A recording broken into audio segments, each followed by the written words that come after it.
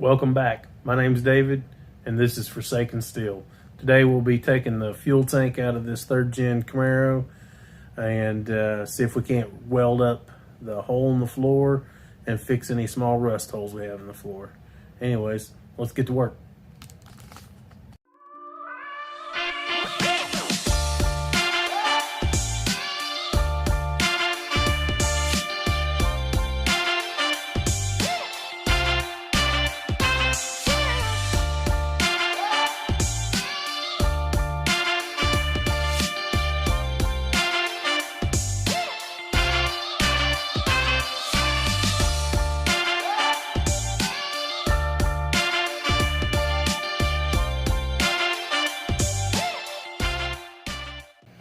Got my good creeper out. I thought I'd get you under here and show you how I jacked her up. And we'll take a look and see what's under here. Let's see. Oop. Sorry about that. Let me see if I can get us a light. And then after you get the torque arm bolts out of the back, you can drop the drive shaft. And you can do that from back here. Just take the bolts out of the U-joint, and I was told this thing didn't have a drive shaft, but I'm pretty sure I see one. It's a good find for me. Yeah, she's got a drive shaft. Yeah, I don't think that guy knew what he was talking about. That's fantastic news. Now I don't have to go find a drive shaft right now. We may upgrade it later to an aluminum drive shaft out of a 4th gen, but we got one, so that's good. But anyways, we can take the straps off the U-joints and push it forward. It'll come loose, and then we can let down on the jack. Jack's actually not even touching it right now, but at that point we can let down on the jack and ease the rear end down. We'll have to pull the coil springs out. They'll just kind of fall. And then after that, there's a bar that goes across the top. It's a stiffening bar. You got to take that guy loose, and then I don't know if we can get this to come loose or not, but typically you can unbolt the hangers on both sides of the exhaust and drop it down, and the exhaust will drop, and then it's just a matter of unhooking. There's I don't know if you can see it, a fitting up there for the fuel filter, or I'm sorry, the fuel tank. I think that's the filler location. I'll have to look that up and see, because I've got to actually get into all this. And then there's 2 straps that we can't see those yet. And then the tank's out. It's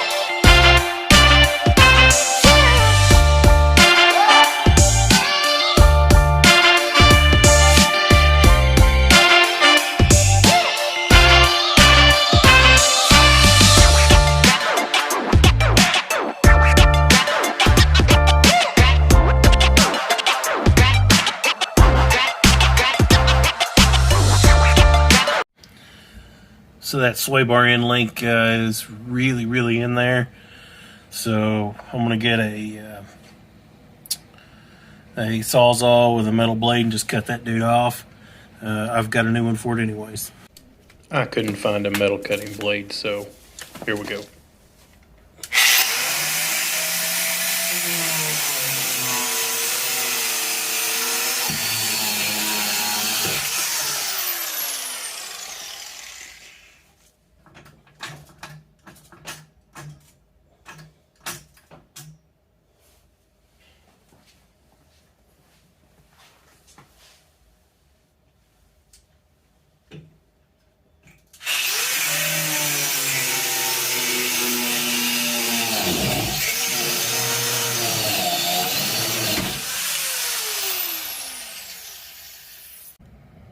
Hey, safety first, guys.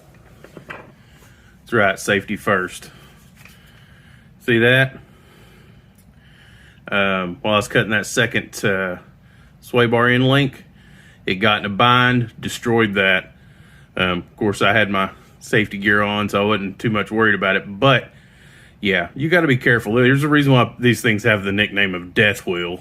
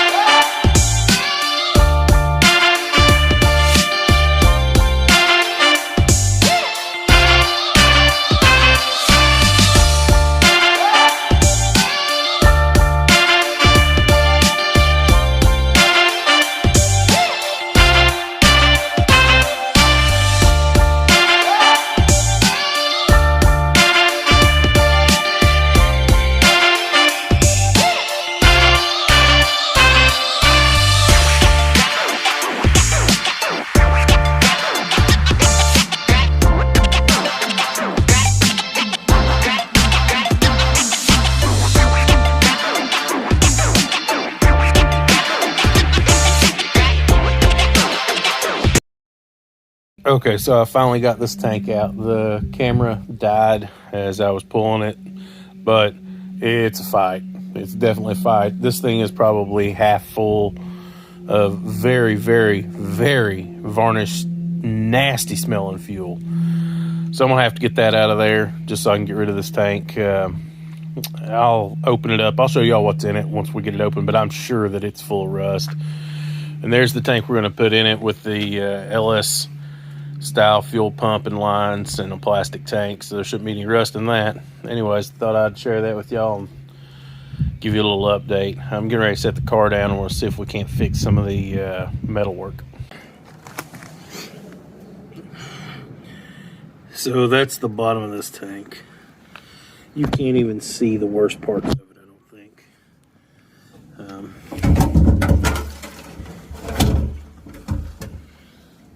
There you go. That's why you don't reuse these old tanks. Yeah. And here's the pickup and pump assembly. This stuff's not even good for scrap metal anymore, hardly. It's so bad. That's why I didn't even try to start this car. Because even if that had fired off, we'd have had problems. Anyways, I'm going to get back to work. Yeah, everything looks pretty good under here. Except the skylight. The exhaust, I'm not sure if you can tell or not, but it is a Flowmaster, an actual Flowmaster. Not just a knockoff like I expected. And I'm sure you can't tell, but that's 3-inch pipe to 2.5. It's pretty big. I got it out. I'm going to clamp off. I'm sorry, not clamp off. Block off the fuel lines over here and the evap line. I'm going to be welding and cutting and grinding right here. I just assume not blow this thing up or have it catch on fire. I just don't have that in me today. So I'm going to get back to work. Got her back down on the ground. Just put the springs on it and hooked up the shocks so the rear end would be kind of stable. And now we can get to this. I did seal up all the lines down there. You can kind of tough to see, but anyways. So now you can see this thing looks like it was literally opened up with a can opener. It is bad. So I'm going to try to flatten some of it out, and I am putting a trap door back in it. This thing's been cut already. It ain't never going back. You know, it's the whole once a virgin, never a virgin again sort of deal. So, but the new trap door is further back, so I'll end up cutting a nice panel back here, and we'll make something nice for that. And then we'll cut out part of this as well, and then flip that back down and weld it up so it's all sealed back.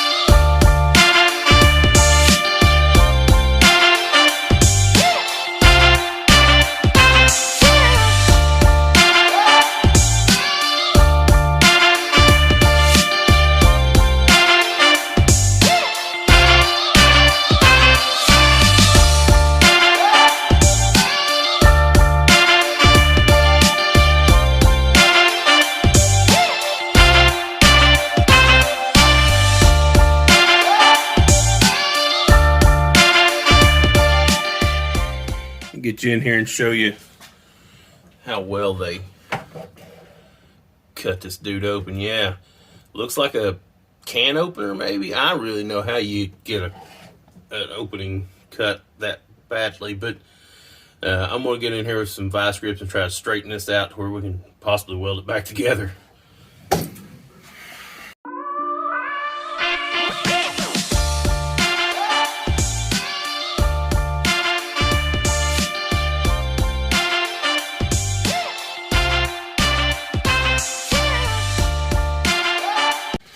Alright, so I kind of got this beat out. Looks better.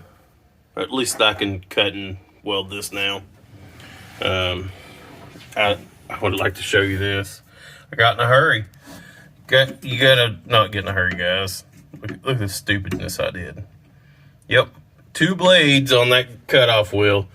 They were stuck together. They were out of a brand new pack, and I could have really messed this up, but it turned out all right. I'm gonna fix that, and I'm gonna be done for the morning. That's all I can accomplish before I have to go to work. So maybe in a few days I can get back to this, but I have a feeling that it'll probably be a few days. All right, everybody, I'm gonna cut it short here. I really wanted to get that trap door welded in and that floor pan welded up at the end of this video. That's not going to happen. I got to go back to work. Like I'm sure most of you, I have a job. I own my own business, but all that means is I work all the hours because it's just me. So anyways, thanks for watching. Next video, my intent is to weld up that patch, make a access panel for the fuel pump for the new one for a new trap door. I'm going to make my own. A bunch of companies sell a trap door that you can just buy and put in. I don't know. I just like making things on my own. I like doing things the hard way. Sometimes that's just who I am. We'll weld up that floor in the next one. We'll put the fuel tank in and hopefully get it all wired up and plumbed in. There's not really much to that. So, but that's my plans for the next video. I don't want these videos to go too terribly long. I don't want to lose your attention. I really want people to watch this stuff. So that's the next video. Hopefully put in the, weld all this stuff up, make a trap door, put in a fuel tank. And the video after that is the one that everybody really wants to know. Will it run? It's set for at least 14 years. And almost 15 years, I'm going to guess. And we saw what kind of gas was in it, so we're going to have to purge the lines before we even start that. But will it run? Somebody was clearly working on this thing. Did it have a bad fuel pump? Is that why they parked it? Was it a rod knock? I don't know. So I've not even put a ratchet on the crank to try to spin this motor over. I'm just being honest. I don't care if it runs or not. If it runs, great. We're going to dollar up and we're going to run it, and I'm going to do power torque probably with that motor as long as it's running good. and I'll drive it all the way to the West Coast and back. But if it doesn't run, that gives me an excuse to pull the LS3 out of a Cadillac I've got that has a bad trans. Yeah, and who doesn't want a third gen LS3 swap Camaro? I also found a I think TR6060 6-speed transmission today out of a 12 Camaro. So, and I've been collecting some parts for a swap because eventually it will get a 6-speed. Anyways, thanks for watching. Please like, comment, subscribe. I know the YouTube algorithm really likes it when people like stuff, but they like it even more when you comment. So even if you watch this and you want to make a stupid comment, go right ahead. You want to make fun of my big bald head, I'm okay with that. I really don't care. I just want to reach as many people as I can. So thanks again for watching, and we'll catch you next time. Oh, by the way, Tuesday, I'm going to try to make that my release date for all my videos, Tuesday night, 8 o'clock Eastern time. That way everybody kind of knows when to look for them. I'm not going to try to drop more than one a week or anything like that. And I'm definitely not going to try to skip around. I don't want to, my last video I posted over the weekend, and people are busy on the weekends, and you're more likely, I think, to sit down and have time to watch this on a Tuesday night after you put your kids to bed or whatever. So anyways, thanks again for watching. I really do appreciate it. Y'all have a great day.